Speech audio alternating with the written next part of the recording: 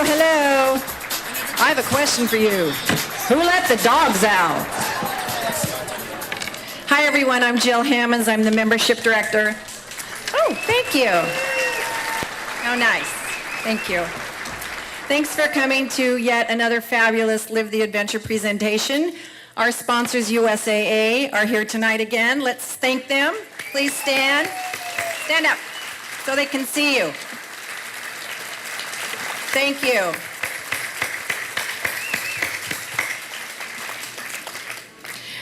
Tonight's presentation will show you how man's best friend is indeed saving our military. The statement that the dog is man's best friend was first introduced by Frederick II, the King of Prussia, referring to one of his Italian greyhounds as his very best friend. It refers to the wonderful, very close relations, loyalty, and companionship that dogs and humans have.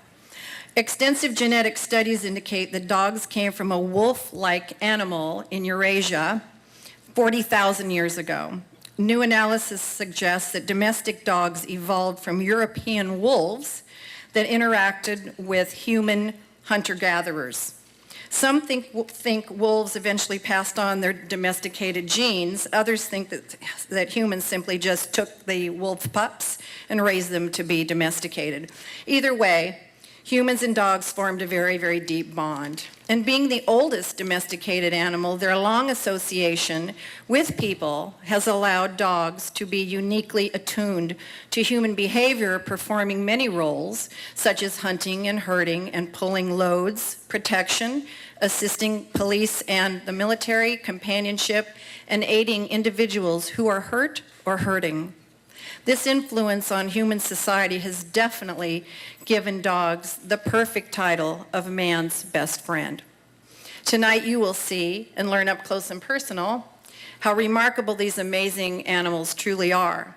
You will learn about the happiness and the healing that dogs create to soothe the fears, the traumas, the stresses that plague our troops abroad and at home. What wonderful creatures indeed. Now I would like to introduce to you our MC, who is the top dog, Scott McGaw, our marketing director.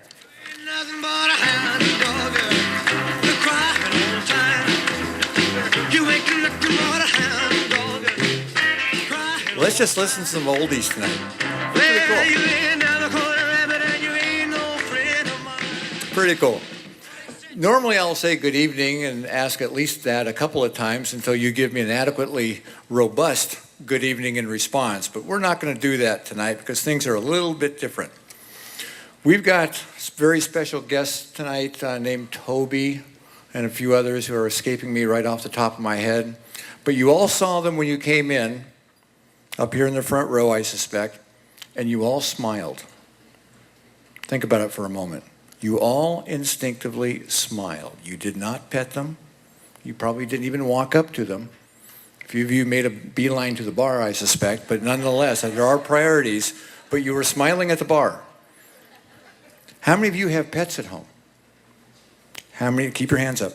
How many of you have had a pet at some point in your life?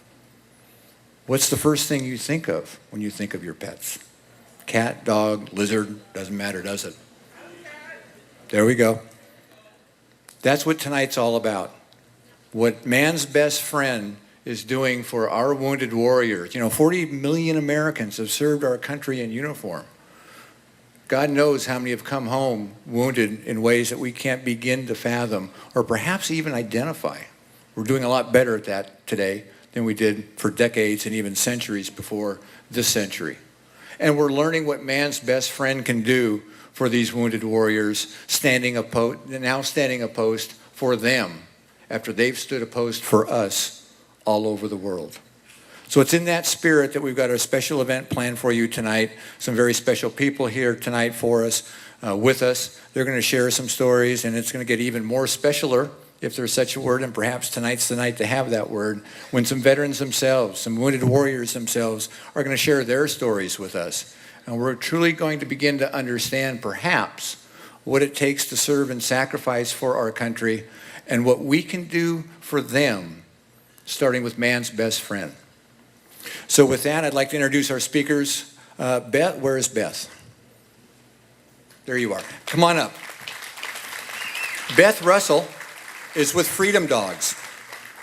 It's a remarkable program. You're going to hear about her in just a minute in terms of what Freedom Dogs do for a variety of wounded warriors up at Camp Pendleton.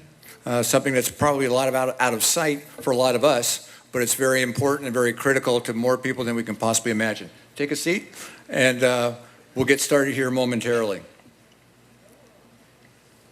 Carol Davis. Carol, where are you? I haven't had a chance. Oh, with her own fan club.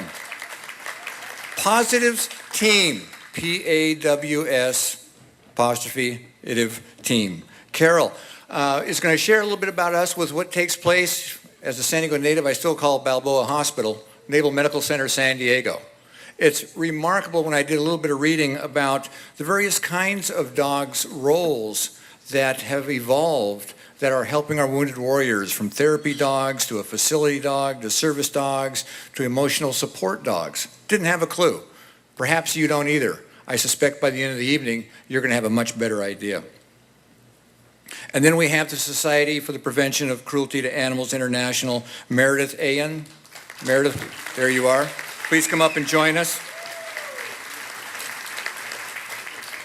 A whole different perspective. I never thought about men and women in uniform in bases all over the world befriending cats and dogs and perhaps other future pets while they're overseas. Imagine what they mean to those men and women in uniform, and then they have to leave them behind. Think about that when you go home tonight and pet Tazzy or Roscoe or whatever. Imagine leaving them behind after 2 years in combat. I can't begin to imagine. One of the many programs of the SPCA is to help bring those wayward pets, if you will, who have to be left behind back to the United States, and in many cases reunited with these young men and women once they come back after having served our country and having sacrificed for our country. A remarkable program, just one of the many aspects of so many worthwhile nonprofits that are doing so many worthwhile things, not just for the wounded warriors, but in many respects for the rest of us as well. So with that, I'm going to turn the microphone over to each of these ladies. They're going to share a little bit more about their individual programs, and then we're going to hear from some wounded warriors themselves, which I think is remarkably brave on their part, and we're going to try to save some time for some questions from the audience. So thank you all for coming, and I'll turn it over to our first presenter. Well, good evening, and thank you so much for giving us this opportunity to be here with you all. And mostly thank you to the veterans and currently active duty members who have given us these freedoms that we're here for. I know they talked about having the puppies here, and none of you know where they are, do you? They're all under the tables. But I thought maybe you'd like to see what 4 months can be. Can you show them Tobin? This is a 4-month-old service dog.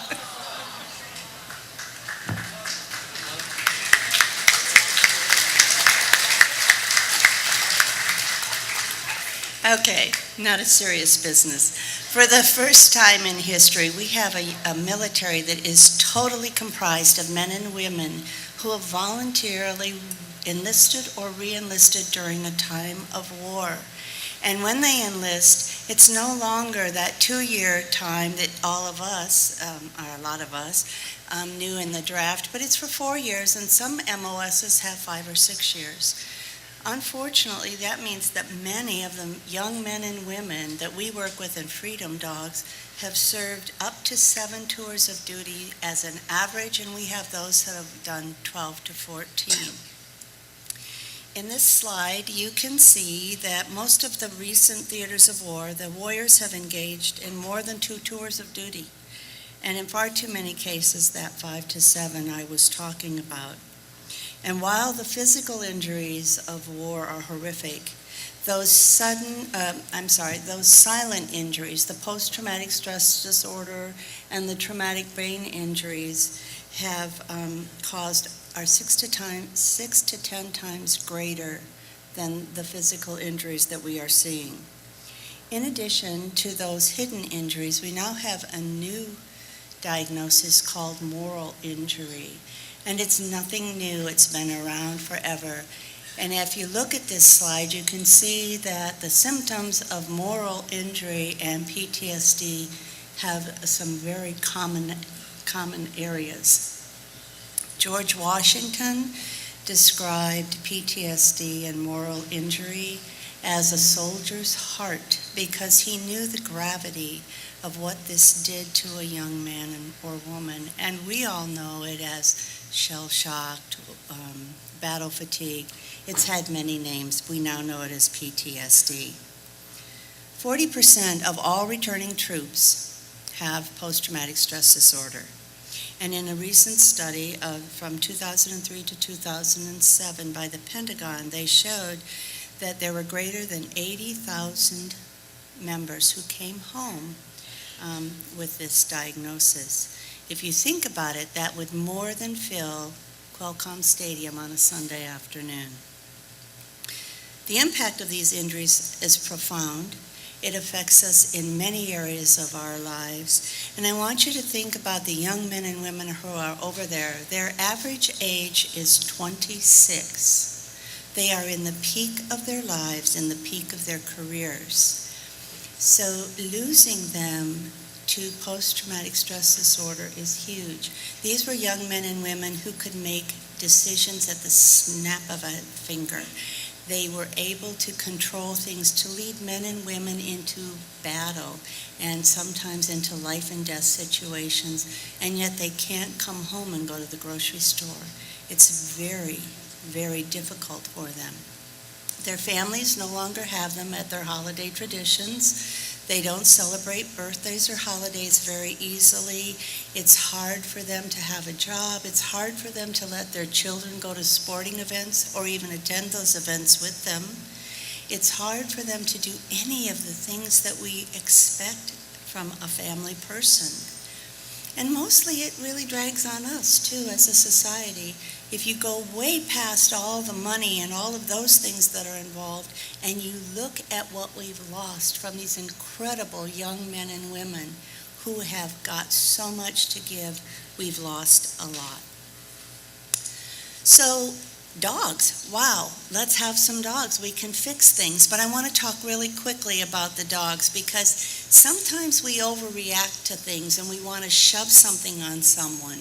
And I want you to understand all the different dogs that are out there in vests. So therapy dogs. Therapy dogs are dogs who are generally, they are generally personal pets. They do not have public access, and they are not defined under federal law. These dogs generally give contact to an animal to a set group of people. These are the dogs you see in libraries for children to read to. You see them in hospitals and nursing homes and courthouses to help people through difficult times. So they're great, but they don't have public access, and the reason they are where they are is because they have an agreement with that facility that allows them to be there. Another type of dog you may see in the vest is an emotional support dog. Now these are pretty incredible animals because they give this emotional support and a purpose to life to people. And they are dogs that are at home and are allowed in public housing, but they do not have public access. They are generally expected to have good behavior, so that means they should be toilet trained and not bark and growl and snap at anybody that comes by or cause a disturbance. They again are not covered by federal law.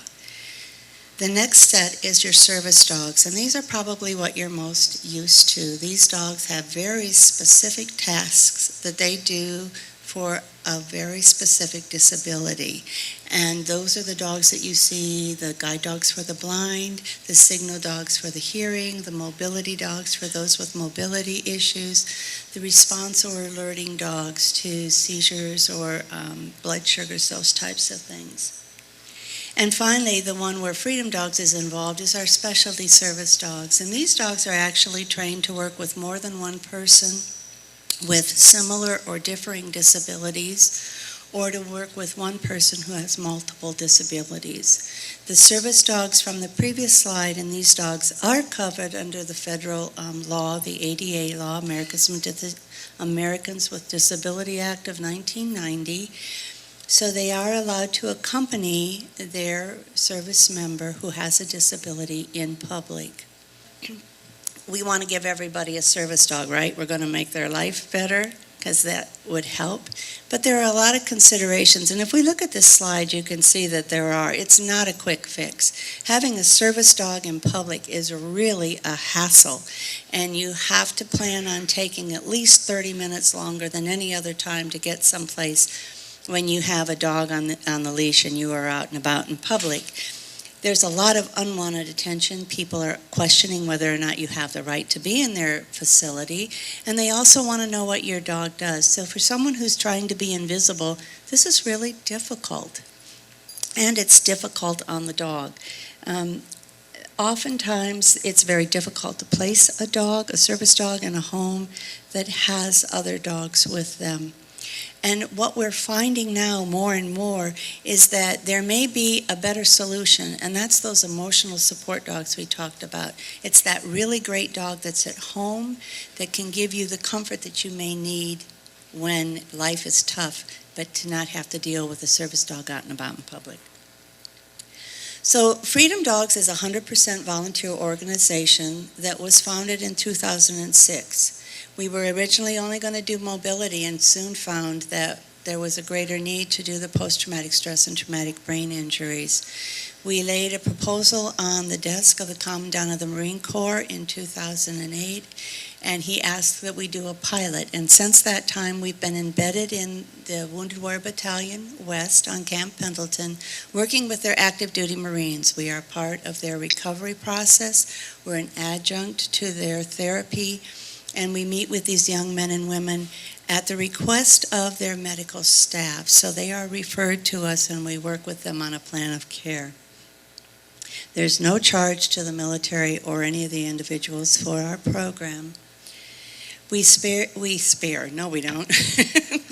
pair specialty service dogs and their trainer with this specific participant. And they attend appointments with them. They help get them out and about in public. As they get more used to being with a dog and doing things, then they can do more things on their own. So what are the benefits? You can see here that, for one, they're immediately available. There isn't the wait time for these dogs that there are if we are permanently placing a dog. And actually, these young men and women can't handle having a permanently placed dog with them. It's an early intervention, so we can get to them easily and quickly. They don't have the responsibility for this dog since they're trying to get well themselves. And it's an ease of transition into the community as well as a permanent placement if that's what they need. If you look at the needs of the Wounded Warrior that are on this slide and the 5 lines of operation of the Wounded Warrior Battalion, and the training of the service dogs through Freedom Dogs, you can see that right there in the middle is that sweet spot. That's that partner program I was speaking about, where they are given the opportunity to train with the dogs, enhance their rehab, and move on with their life. There are 4 stages of operation through the Wounded Warrior Battalion that work on these 5 lines of operation, and though we hit all 4 of them, the greatest impact is on the last 3, as you can see here. Now, what I want to show you with this slide is that there is this magic line if you go through these stages where they either have to return to active duty or they transition out into the VA system and civilian life. We are able with Freedom Dogs to get in the early part of this and work with them by not placing a dog permanently. And again, if they so need a dog at the end of the time when they hit that magic point, we can place a dog with them as needed. There's a big warning here that I think you'll hear from others tonight, and that is if we place a dog too early with these young men and women, we can indeed cause more trouble and setbacks for them because it's too much responsibility too quickly.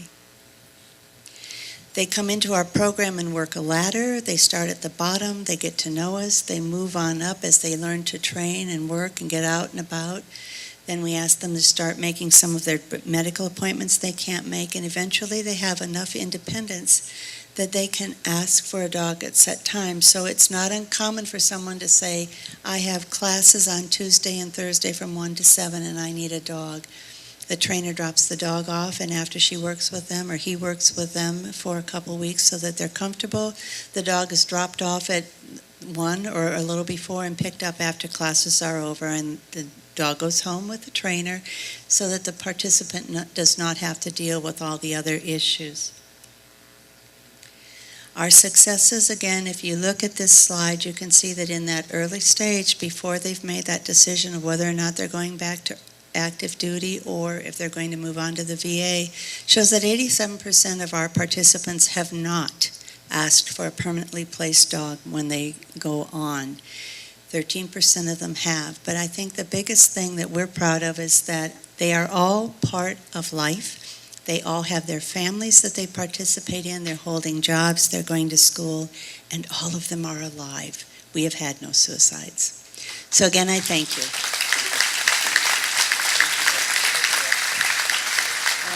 When you're active duty, when you're recently diagnosed with post-traumatic stress or traumatic brain injury, you're going through so many lifestyle changes. You're going through all sorts of therapies. Your whole life is going to change. Are you going to transition out? Are you going to stay in? What are you going to do? Is your family life going to change?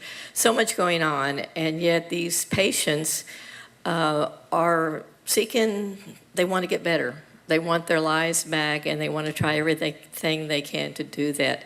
We're very fortunate, and there's so many service dogs out there, service dog programs out there that have this philosophy, save a dog, save a vet. And they will get rescue dogs, and very often they won't vet the dogs properly. They won't evaluate them. They won't train them properly and turn them over to a vet or an active duty as a service dog. And it's a disservice to both. And I really applaud Beth and her structure, which really accomplishes that. And we're very proud, Paws'itive Teams. We have a program that with our therapy dogs, that we work with the Health and Wellness Department at Naval Medical Center San Diego, which is commonly referred to as Balboa Hospital. We work with a recreational therapist, Kim Elliott, and she's one of our guests tonight, so feel free to talk with her more about our program after we're done here. And we work with the active duty that are going through treatment as outpatients at Balboa. And they offer several clinics to help them kind of get their lives back. And one of the clinics that they offer is the K-9 therapy clinic. And we developed this program 4 years ago with her staff. And the whole idea is we often tell the service members it's a chance to test drive what it's like to have a dog beside you in public.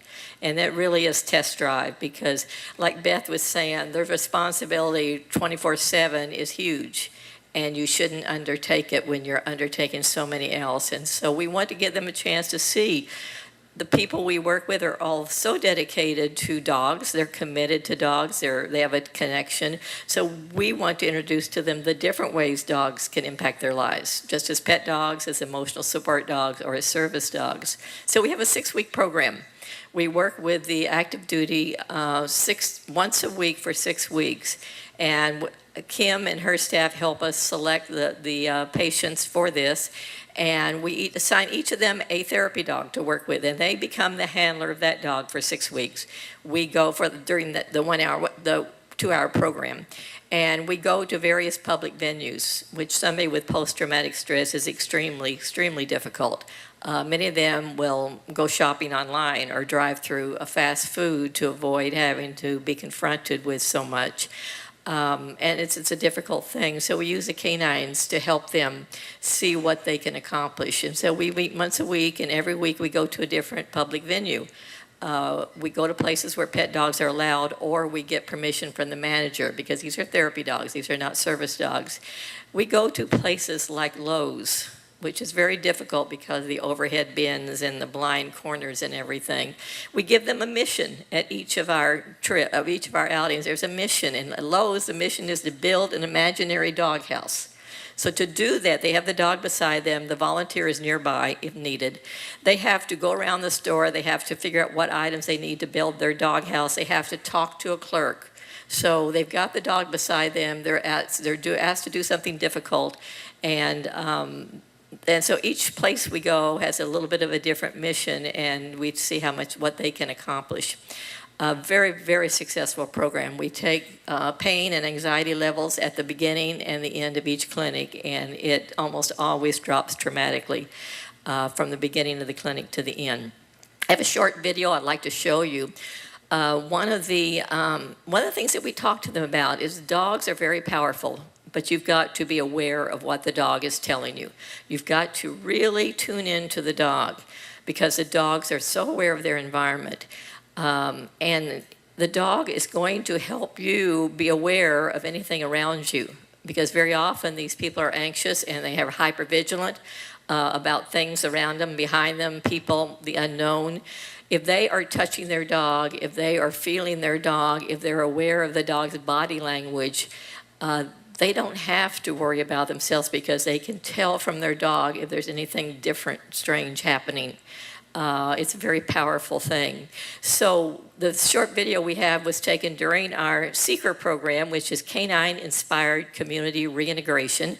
And it was taken at a couple of the venues that we go to. And there are captions on the video that show you, tell you what you're looking at as to what the dog is actually telling the person. So if you want to go ahead and show the video.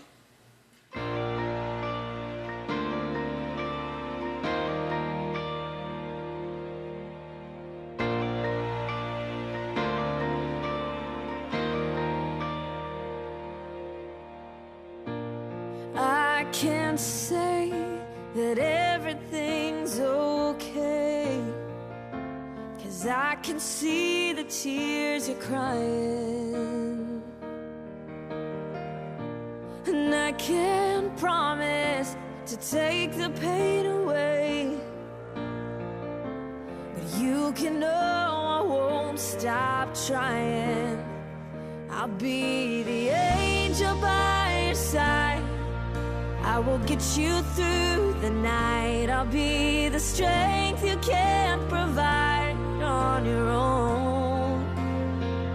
'Cause when you're down and out of time, and you think you've lost the fight, let me be the angel by your side.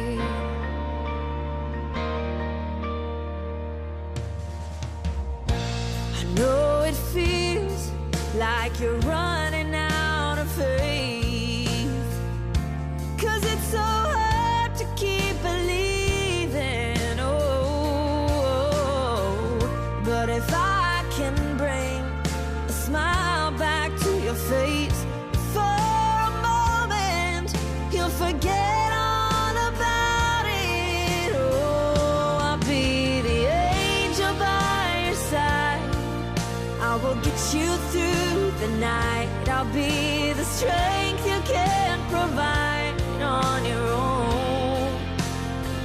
'Cause when you're down and out of time, and you think you've lost the fight, let me be the angel by your side. 'Cause this won't be the last time you'll need a little hope, but I wanna be the first to let you know I'll be the angel by your side, I will get you through the night. I'll be the strength you can't provide on your own. 'Cause when you're down and out of time, and you think you've lost the fight, oh, let me be the angel by your side. Oh, let me be the angel by your side.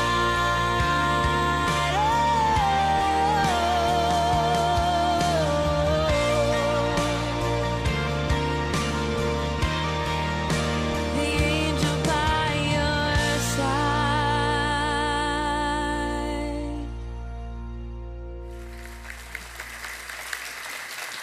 We're very proud of this program, and we see such tremendous results. And a part of the mission also is to educate on the difference in emotional support dogs or service dogs or pet dogs.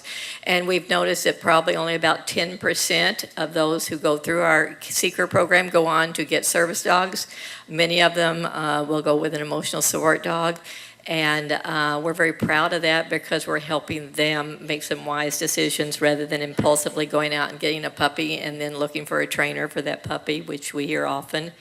And as a result of what we've learned through this particular program and working with Balboa, working with the rec therapists there, we realize that there's a lot more need to educate about emotional support dogs and what a tremendous tool your pet dog can be to help you deal with your symptoms and improve your quality of life without having to go to public places, which could be difficult for your pet dog who's not socialized and conditioned to that.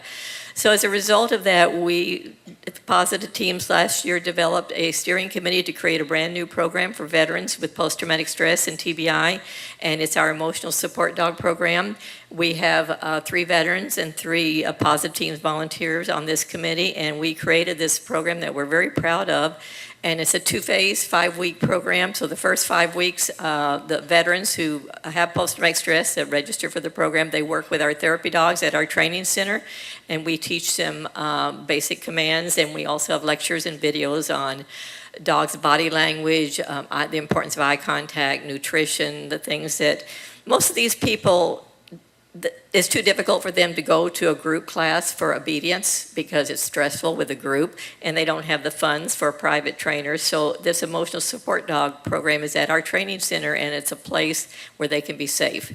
And our lead instructor is Dan Lopez, who is a veteran Marine who's sitting at the table here too, and he'd be willing to chat with you afterwards too, and he leads all of our dog classes.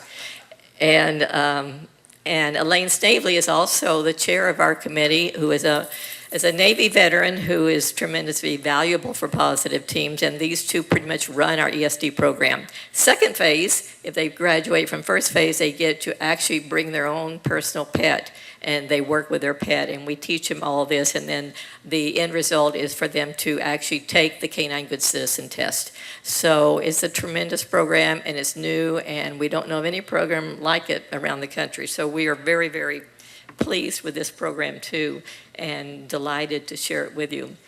We also have our service dogs that we place for both mobility. We place service dogs with double amputees, triple amputees who were combat injured.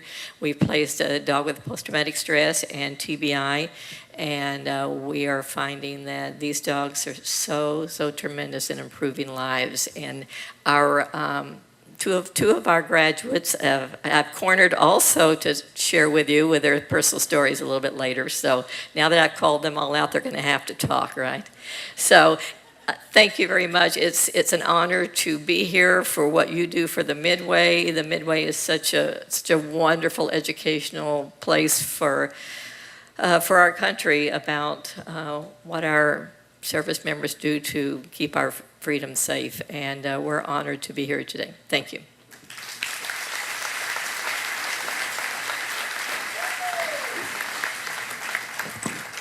Carol, thank you very much. I'm not sure I'm ever going to look at a dog in Lowe's or Home Depot quite the same way again when I get out of the way and I'm a little bit miffed as I'm looking for a number 8 screw or whatever. A whole different perspective when a 20-something or a 30-something or perhaps a 40-something man or woman passes me with a dog in tow. Thank you for that. Meredith, a whole different perspective on this subject, and I'm going to turn it right over to you. All right, thank you. Hello. Real close to the microphone. Hi, everyone. So we're going to change things up a little bit. We have a short video that I'd like to show to you to explain our programs first, and you can listen to me talk after that.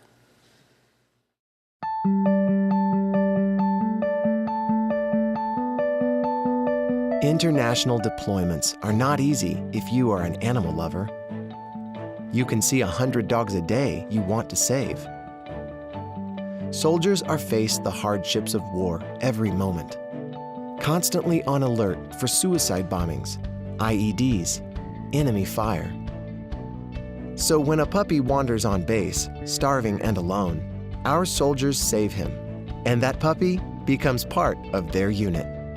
A ray of hope, a fleeting feeling of home, a hug or nuzzle when they need it most. It wasn't long before this puppy remembered Ken Wersch. The last time they saw each other was in Iraq. Soon, it was just like old times. He's a friend, and we don't leave friends behind. Wersch and Oliver met at a military base near Kirkuk. They were inseparable. Before Wersch left, he contacted SPCA International for help. If Ken left and Oliver was left behind, he would have had a terrible life. The nonprofit flew Oliver from Iraq to SFO and to his new life with Ken. He's going to be with me for the rest of his life. They often come at just the right time. Band-Aid served as an unofficial therapy dog. Moody had the personality of the soldier that had been killed just days before. Dixie came home to a mother whose son did not. Since 2008, SPCA International has rescued over 600 of these unit mascots for U.S. troops serving around the world. We are talking about this little pup who goes by the name Dushka. Now, this puppy was rescued by Marine Christopher Smith in Iraq from an abandoned building several months ago. And then with the help of the SPCA's Global Animal Rescue Program, Smith got Dushka to the United States. And today, after 2 months apart, they were reunited. Today, those dogs and cats are living happy lives in the United States with the service members and veterans who will eagerly tell you that they don't know who rescued who.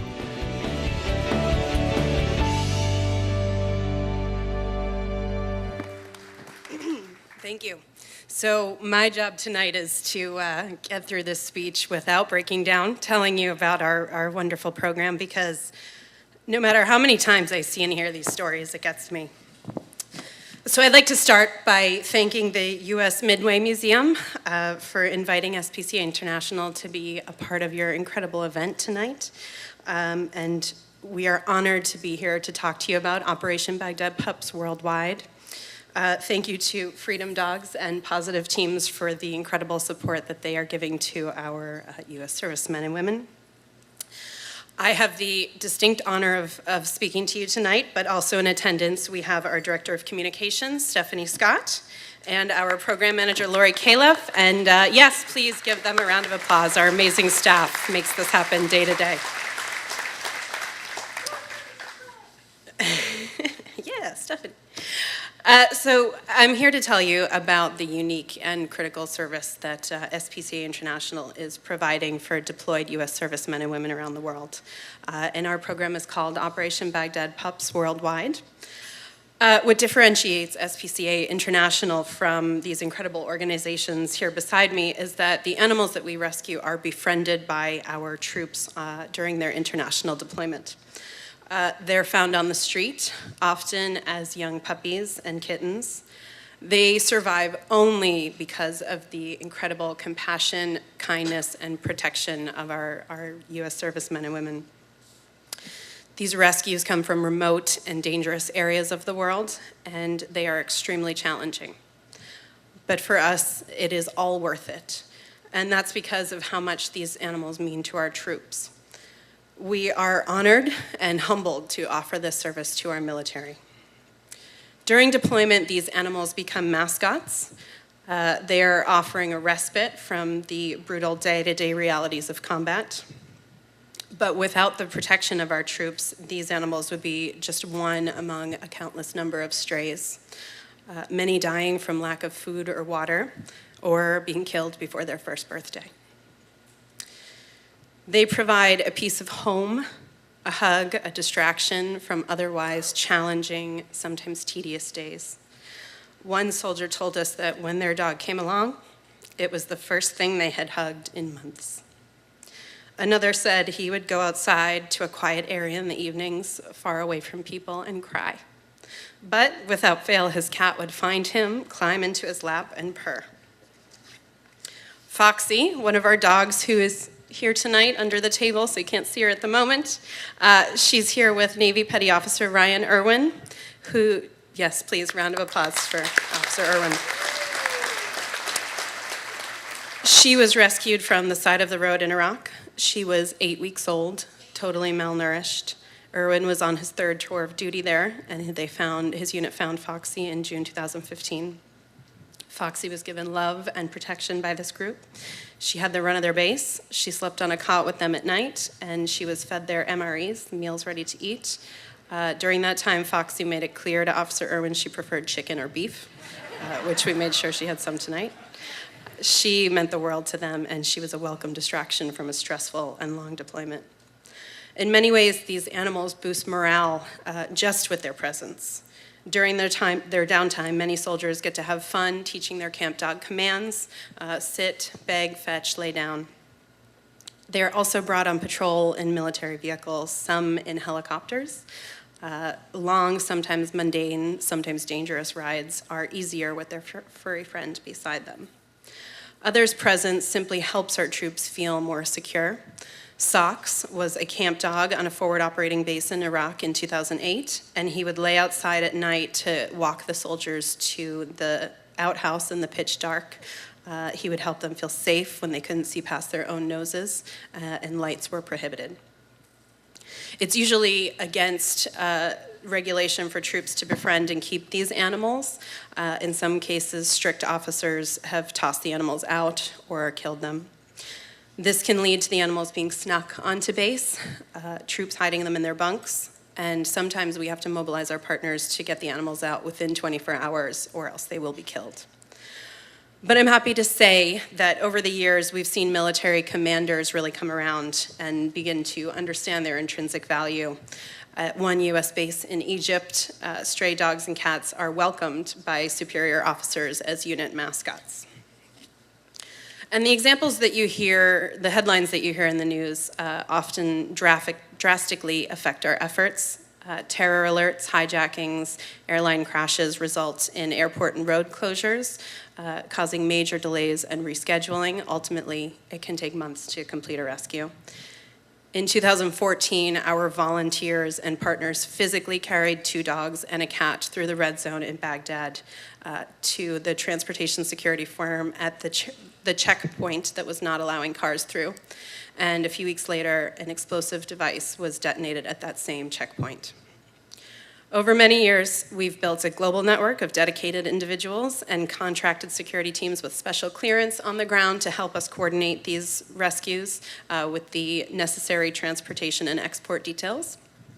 We regularly have to quarantine the animals in boarding for 30 days to adhere to U.S. import guidelines and to give them appropriate care, vaccinations, airline-approved kennels, as well as attain the export paperwork. So these are long processes, but they are so worth it.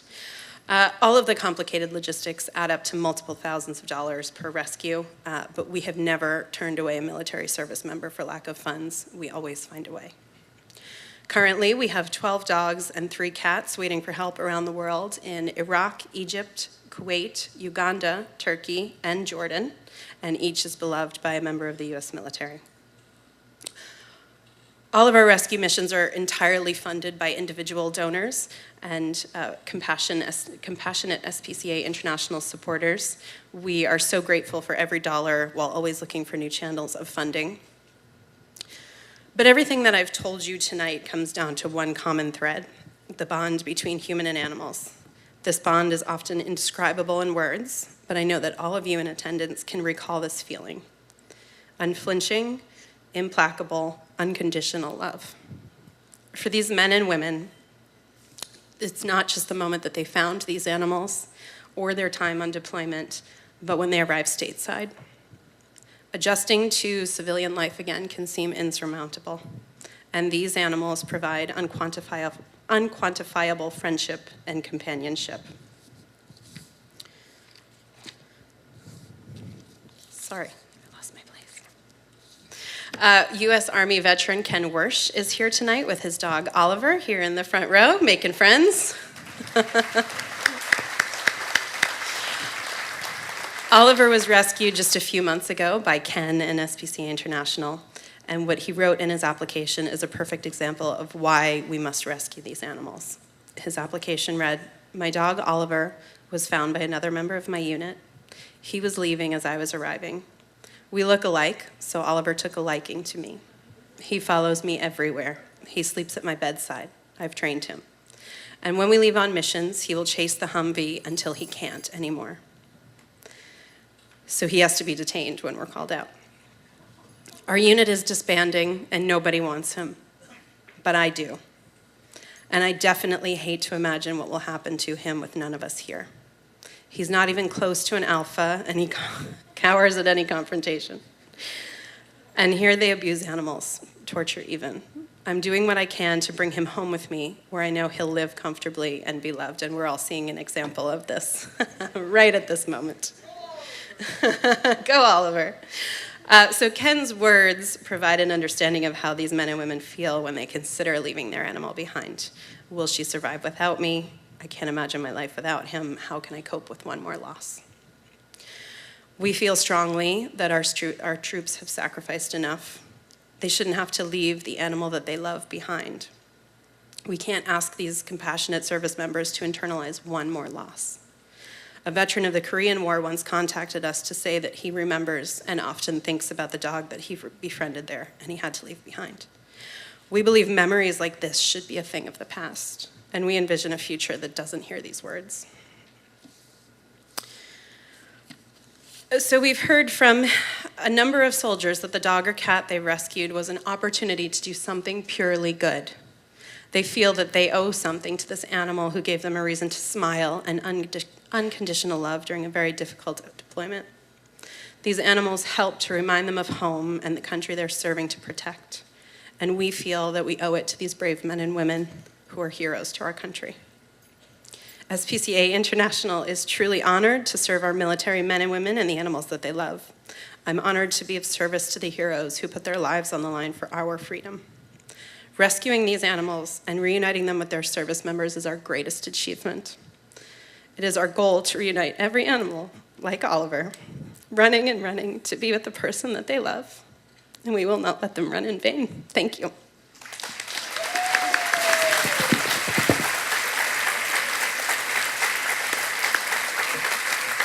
Beth Carroll Meredith, thank you.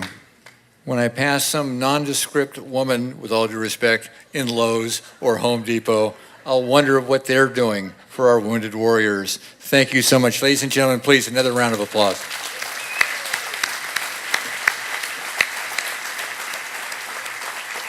This is Ollie. I'm Ken Wersch. I'm a United States Army 82nd Airborne veteran. First and foremost, I would like to clarify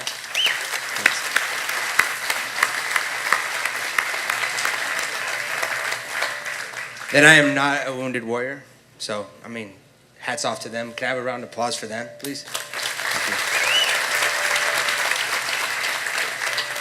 I've been out for a while, and I'm going to improvise here a little bit if I could.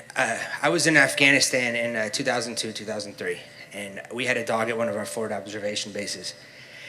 And I was part of a rotation. The rotation before us found the dog, and we picked up where they left off. And then when we left, they made some pretty violent contact about a couple weeks after us leaving, and that dog lost his life. And I remember thinking while I was there how bad I wish I could have taken that dog home with me. But this was pretty fresh as far as war went. Iraq wasn't happening. Afghanistan was, getting the balls or the wheels rolling. And I had nothing. We had nothing. There was no program, nothing that we knew about. Even using the internet wasn't a thing. So I've been out for a while. I took a little time off work to go help Iraq. I made some contacts out there to fight with the Iraqis with the whole ISIS problem. And this dog was saved prior to me being there by a bunch of soldiers from the West. And I don't know, I just took a liking to him, and he took a liking to me. And I mean, the bond that they've spoken about and everyone here has experienced at some point in their lives, that's it. And we disbanded, and everyone wanted him, but no one wanted to do anything about it. So in my haste, I moved and I jumped on the internet, and the first thing that popped up was Operation Baghdad Pups, which was an SPCA International program. And I cannot begin to tell you the angels that these people are. Not only was it easy for someone as brain dead as myself to fill out an application for it, it was like a page and a half they want an explanation and a picture. And then after that, of course, they do follow-ups and make sure that you are legitimate and you're not just some terrorist trying to get home some bomb-making dog. So they followed through, and they literally took my hands off the wheel. Like, all they did was make sure that I was okay the entire time. They allowed me to do nothing, pay for nothing. They did everything, and all I did was sit and wait. There was like a month-long decontamination process. They gave him the pills, they gave him the shots, and they sent him right to my doorstep, right to San Francisco International Airport. And Wow. He's been with me now for the last 2 months. I've been back for about 3 months, and I know he saved me. I don't even have to ask that question.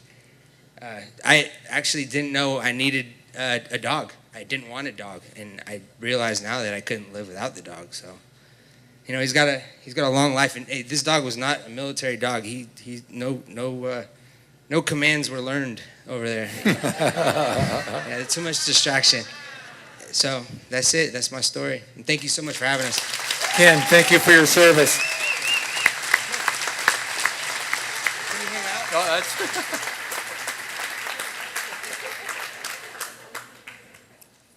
My name is Elaine Snavely. Like Carol Davis said, I'm a Navy veteran, did 20 years, retired in March of 2013. Amazingly enough, they let me do my full 20. In 2007, I was deployed with a Marine unit in Iraq and had a bad day at work. My Humvee flipped. There were 4 people in the Humvee. There were 3 survivors. Hi. I have a new friend. Sorry. He's a therapy dog. Hi, babies. No, he's after the treats. I know your mouth. I know that nose. Sorry, got sidetracked. One dog, another dog, it's all good. I ended up spending 3 years in physical therapy over at Balboa Hospital. And in the course of all that, I realized that my 2 pet dogs made fabulous emotional support dogs, even though at that point we didn't have any kind of labeling process. Thankfully, Carol Davis has allowed me to use my experiences to actually be the Veteran Services Coordinator for Paws'itive Teams. And like she said earlier, be in charge of the Emotional Support Dog Program.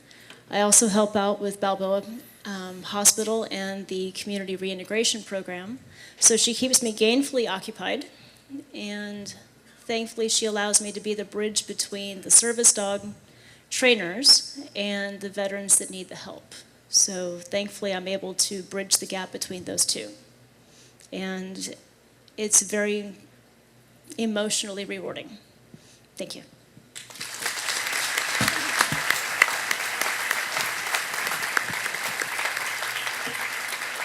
All right, my name is Dan Lopez. I served in the Marine Corps for 12 years. I'm as grunt as you can get. I was in 0311 with 1st Marines. So I did a lot of stuff. I was in Iraq back in 2004. And I don't know, off and on until 2007. I got a couple bumps and bruises, so I went and worked at the schoolhouse for a little bit. And then from there, I went back to Afghanistan, back again with 1st Marines. I guess I like it there. And kept on going back, and I enjoyed myself. And then over time, when I was in Afghanistan, got some more bumps and bruises. I'm just clumsy. So ended up getting a Purple Heart and out of that and all that. And then I ended up going through Wounded Warrior Battalion. And that's when I first saw you guys. And while I was going through all that, I came across Carol Davis and a couple other of my friends ran into you guys. So it's weird how everybody's up here and I recognize all these places. So that being said, all 3 of these organizations are solid. One of the things I've been doing since then, since I gotten out, I actually got medically retired out of the Marine Corps. And I've been kind of doing some things, working with the dogs, doing a lot of things. And working with Paws'itive Teams, strictly all volunteer, and the opportunities they've gotten me, the things I've learned from them. I've been able to do this as a full-time job now. I created my own business working as a dog trainer, and I work in San Diego County just working dogs. And it's something, at first I wanted a service dog, I really wanted one. And then going through the Secret program, that's how I got introduced to Paws'itive Teams. that whole secret program kind of opened my eyes because a lot of people want to come up to you and pet your dog, and I don't do well with a whole lot of people coming up and talking to me.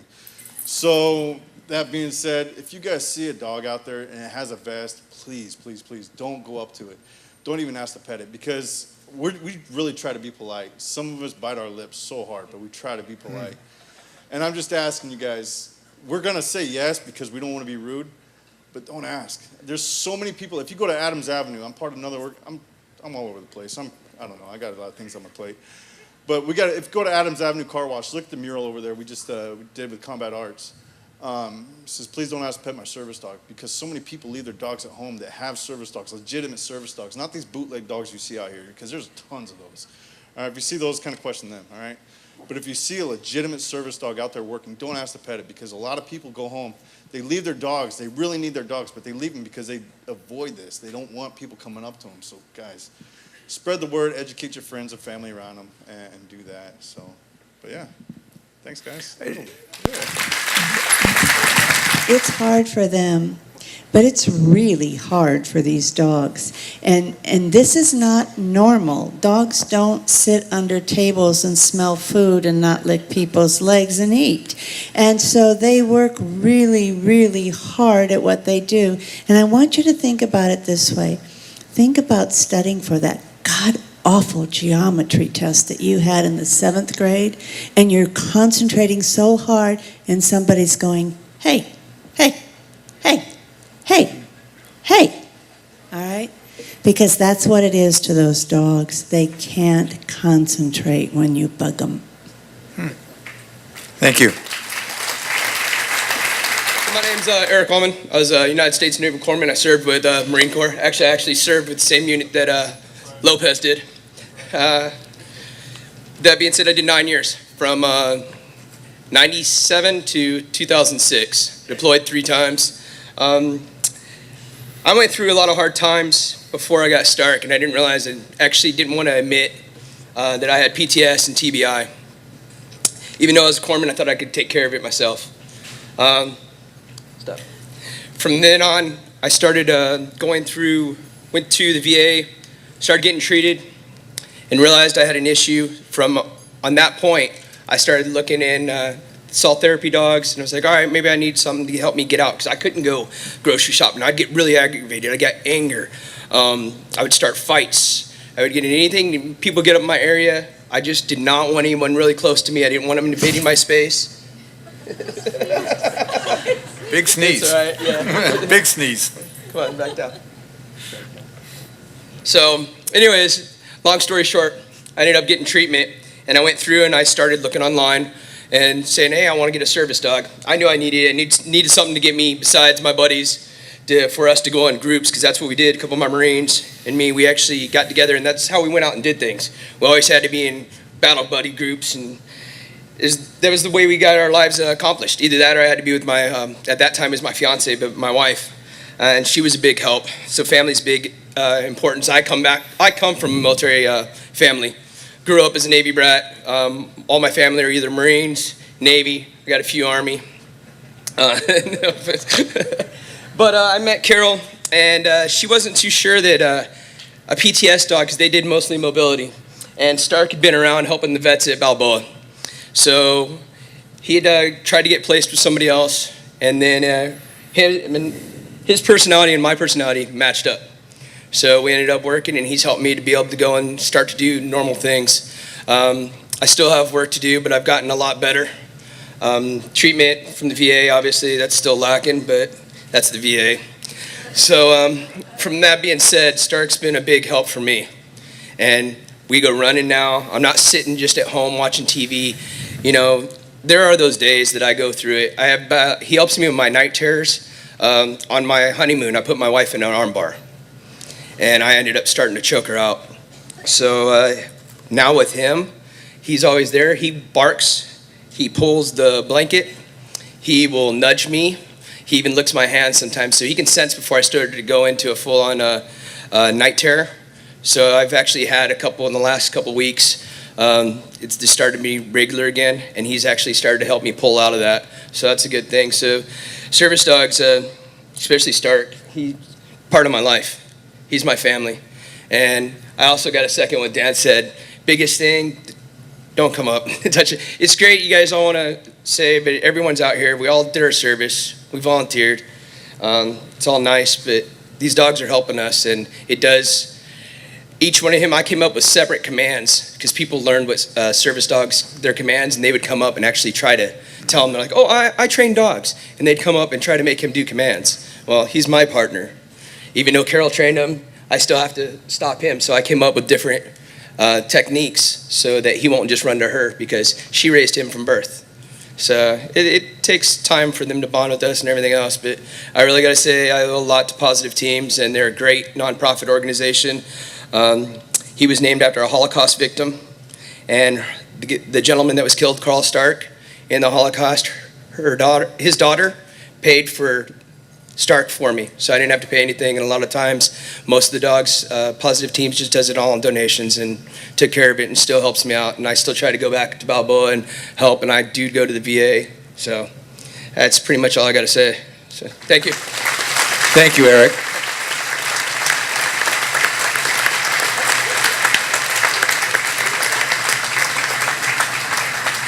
Okay, even being on this ship gives me anxiety. Walking through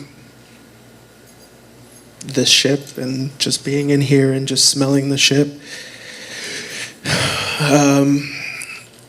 At the end of 2013, I got off a C-130, and I knew something was wrong with me. That night, I couldn't sleep.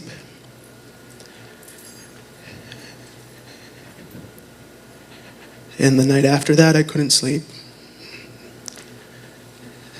And so forth and so forth. And it continued on till today, where I, to this day, have not slept more than 2 hours in a night.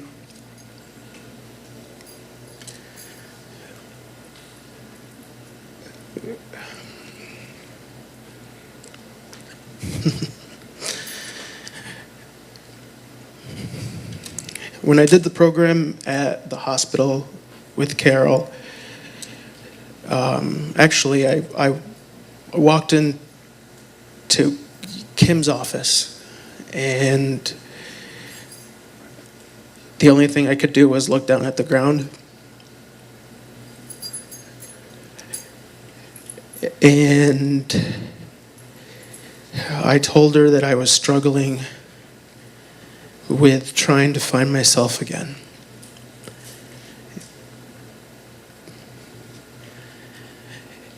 Because I didn't know what was going on with me. Because from the moment I got off that plane up until November 11th of 2014, I didn't know what was going on with my life. I didn't know what was going on with my head, that it got so bad that I was isolating myself. I was hiding myself from my family, my friends, and it got bad to the point where I tried to take my own life. And it took a year before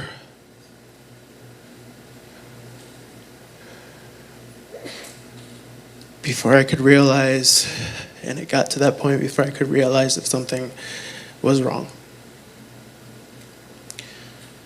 And I went to Kim's office, and at the recommendation of many doctors, and I told her I needed to do something to help me get back my life.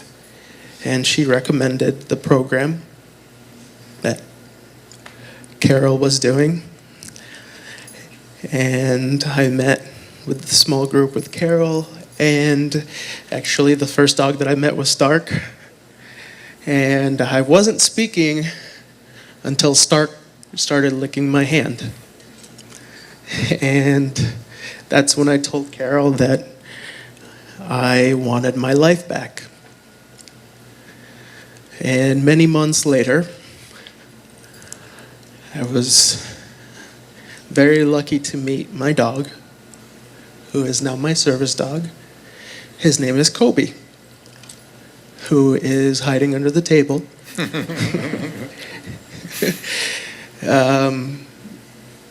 We go on many adventures together. And the great thing about him is that he's not 2 years old yet. And he gets up every morning with the most excitement. He jumps on my face. He usually runs around and then pulls out all his toys out of his toy box. Then if I'm taking a shower, I look through the door and I see two little paws waiting for me under the door. And we go to work, and he's more excited to go to work than I am. And he's what gives me strength to get through the day. I go to the doctor's office and I'm getting blood drawn. I get tests, I get MRIs, I get poked and prodded, and lights are in my face, and he just looks up at me and says, "When are we gonna eat?" You know, and at night he just literally lays next to me, and the best moment is when he lays next to me and he just gives out a big sigh.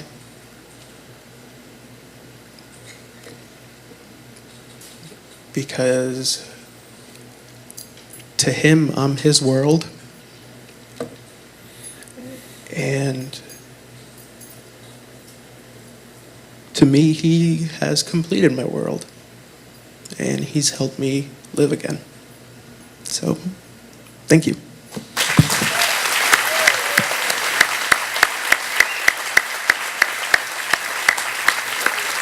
Ladies and gentlemen, thank you for your service.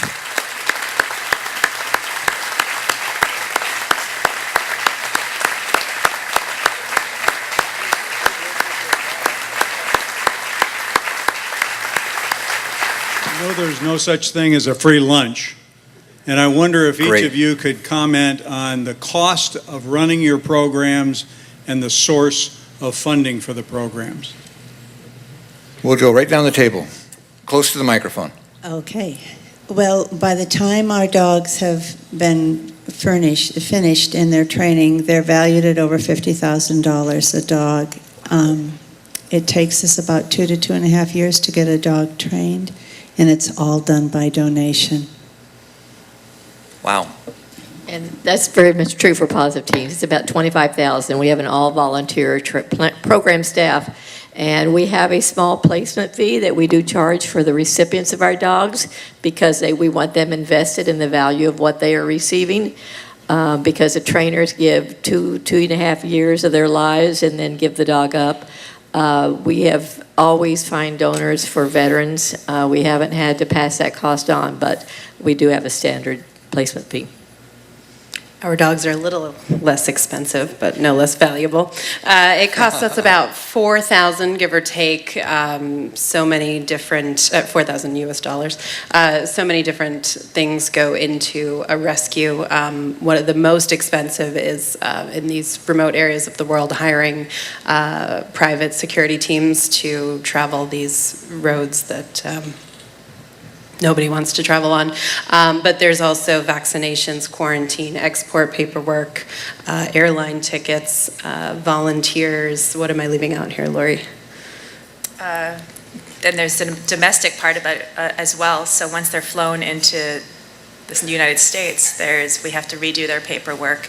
The paperwork from any other country becomes obsolete within 10 days. So then there's domestic work as well. We have partners on the ground, and then we send them once again the final destination, which is their home with their military families. And this is all funded by private donors, individual donors. Our average gift is very low, so it is just incredibly compassionate people opening their hearts to us.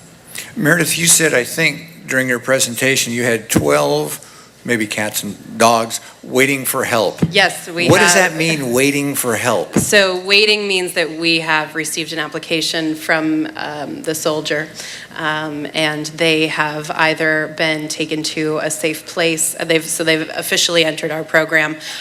They have either been taken to a kennel or a clinic, or in some cases they are safe to stay with the servicemen and women. So they could be with them on base now. But we have 12 dogs and 3 cats. Lori's working very hard. Around the world, you mean? Around the waiting world. to get home? Waiting to get home to their new home here in the U.S. Right. And so they are waiting for their vaccination period to be up to enter the U.S.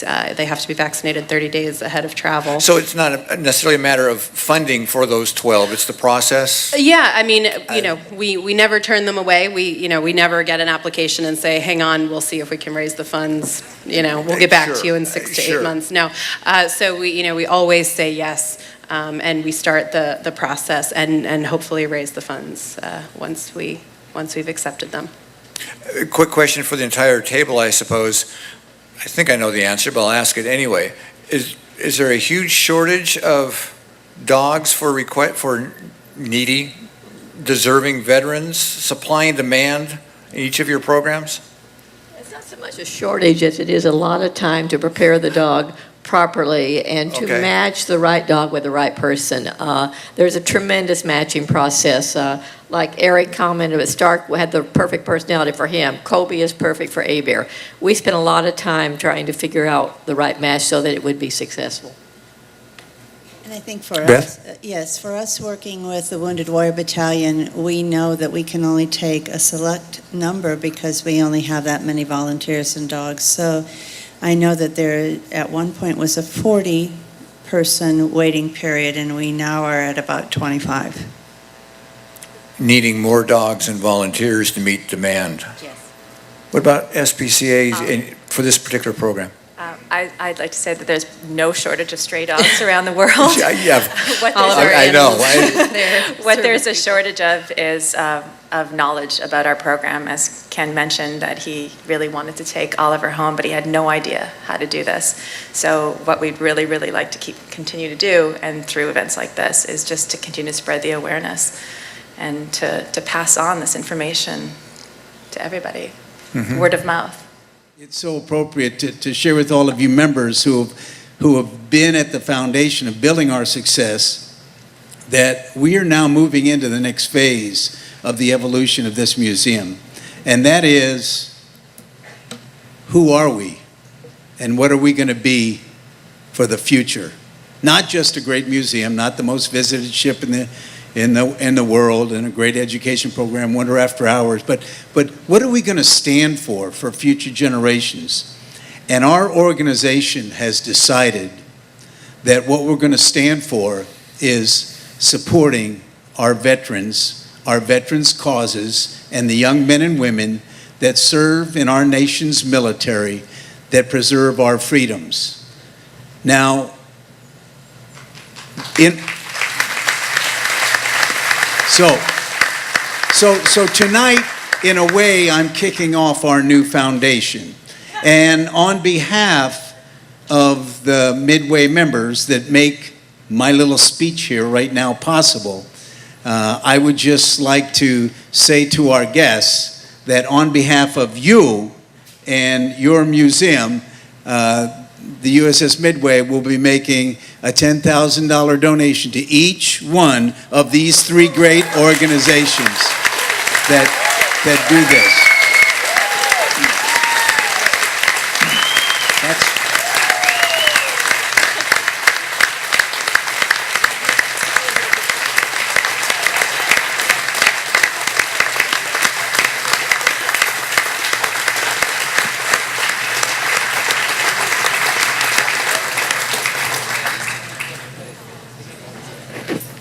I can't begin to tell you what a privilege it is, not working, but just being associated with Mac and this organization these last 12 years. As momentous as his decision was tonight, and let's be clear, it's his decision in the last hour and a half. It's not the only, we'll see what happens tomorrow. The checks will be good. We'll see to it. It's not atypical of this museum and this organization to go far beyond, quote, building a business, building a successful business, but doing something truly meaningful. This is a perfect example. And to echo Mac's comments, if it wasn't for you, the members and our volunteers and so on, none of this would be possible. So for each of your organizations, what can the general public do? We'll start here and work our way down the table.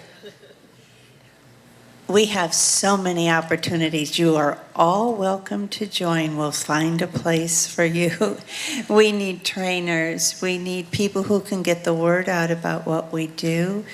We need people who can help get dogs from point A to point B. We need breeders who are willing to work with us and the requirements that we have for the dogs that we use. Do we still need board members? You can always ask. So those are just some of the things. If you just call us, we'll let you know, because there's always a way to help. What's your website? It's freedomdogs.org, www.freedomdogs.org. And I'm just going to slide in here, and I know I probably shouldn't, but I want to thank all of you Vietnam veterans. I want to thank you a lot.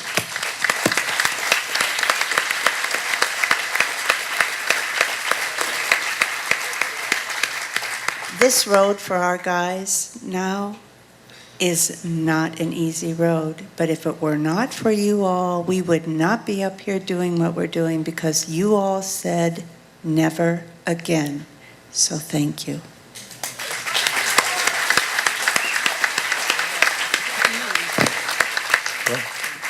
Oh, we have a small program in San Diego. We have a training center in Miramar, not too far from the air station there. We would be happy to do a presentation for anyone that's interested in coming with a demo of what the dogs can do about our therapy dogs, service dogs, facility dogs, emotional support dog program. Our website is Paws'itive Teams, that's P-A-W-S, T as in Tom, EAMS.org. Check out our website, see our programs, and we would love to educate you one by one and find out what your interests and abilities are and how you might be able to help us. Thank you. Meredith, Lori? Yes, I'll go. We might give two different answers. You don't know. We need advocates. We need, as Lori was saying, we need ways for people like Ken and like Ryan to find us when they need our service. And spread the word. If you know someone, social media is incredible. Go ahead and like us on Facebook. If you can try to share the content, spread the word. That is what we need. We need a voice for this program so that we can help even more servicemen and women. We must work together, because she said everything word for word of that I was going to say. But you may not have somebody who's serving at the moment, but somebody knows somebody who's serving at the moment. So if you would just do us a favor and do us an honor of just spreading that word and telling just a friend about our program tonight, and allow them to tell a friend about our program tonight, and then we can save more of our service members and more animals who are so deserving, who need to come home. And our website is www.spcai.org, and it's occurring to me, I have never told you what that acronym stands for. We assume people know it all the time, but it is the Society for Prevention of Cruelty to Animals International. So thank you. Thank you. Any other questions? Well, then I've got a question for each of you. Other than what we've already heard tonight, if there's one thing, and one thing only, each of you would like us to take away from this evening, what would it be? I think mostly the appreciation of the power of our dogs in improving human life, and what better deserving people than those who have sacrificed so much for us. Our dogs are incredible. We know them far less than we should.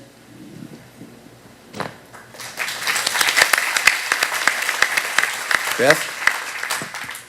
I have to echo Carol, but it's amazing and it's humbling every day that we work with these young men and women and we watch these dogs open doors that have never been opened before, and young men and women take their lives back, and that's what it's all about. Great.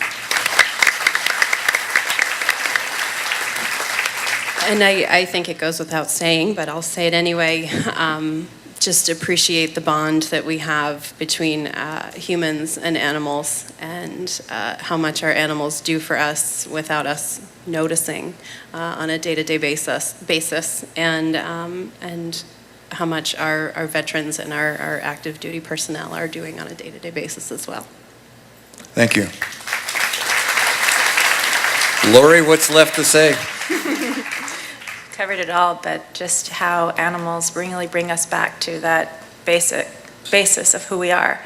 And that's to remind us of that unconditional, no pretense love and bond and loyalty that is sometimes really, really difficult to find in human beings.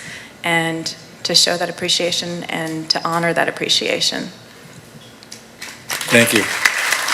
Ladies and gentlemen, a round of applause for our panelists, please.